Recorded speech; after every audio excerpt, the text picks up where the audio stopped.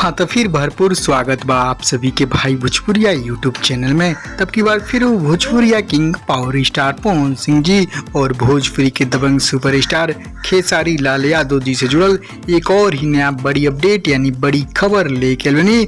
उनकी आज के दिन खेसारी तो पूरा वर्ल्ड में नाम कमाल में हिट भइल बना। उनकी फिर लगातार परफॉर्म आग लगा दल बा। सिर्फ भोजपुरी बॉलीवुड ही ना देश विदेश तक वायरल हो रही गाना। फिर आदमी के टीजर नाच के मलकिनी फिर पाखी हेगड़े और आकांक्षा दुबे के जोड़ी सबसे हिट सबसे बवाल साबित कइल बा। अभी तो सिर्फ टीजर, जी हाँ तो कहल अभी तो सिर्फ भूकंप अभी पूरा ज्वालामुखी बाकी बा। तो फिर पवन सिंह जी टीजर देखते देखते ढेर सारी बातें कहने और वो बातें कह जाओ फिर क्रेडिट थैंक्स देवे लायक बा। तो आप लोग भी वही नया बड़ी जानकारी की रिपोर्ट पूरा क्लियर डिटेल साथ लेके बनी।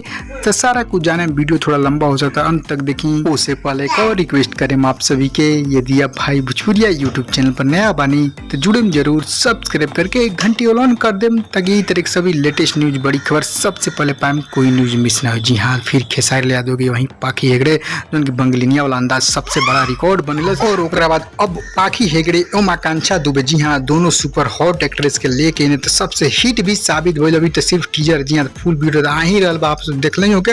अब कहल जाओ यही पर पवन सिंह जी ढेर सारा क्रेडिट थैंक देने पवन सिंह, खेसारी और उनके म्यूजिक टीम और सबसे बड़ा योगदान देने की भोजपुरी के ही तरह मिल के आगे लेके जाइए। और अब भोजपुरी सिर्फ बॉलीवुड ही ना भारत ही ना विदेश में तक पहुंचाओ जी, तब विदेश तक भी फैंस दर्शक प्यार से पाओ जी हाँ। तो यही पर पवन सिंह जी के इला नया रिपोर्ट तैयार करनी आप लोग भी जाने और आप लोग भी जाए देखिए। सारे गामा हम भोजपुरी यूट्यूब चैनल लाग रहे सबसे हिट बात पवन सिंह जी जब कह दें तो सबसे हिट बा। आप लोग क्रेडिट थैंक दी और इस तरह लेटेस्ट न्यूज पाओगे तो चैनल के सब्सक्राइब भी करी, घंटी दबा के ऑल ऑन भी याद करके करें। और देर शाम तक ले आज पवन सिंह जी के शुभ लाभ वाला जो प्रोजेक्ट बा उ गाना के पोस्टर भी आवेला, तो जुड़े जरूर।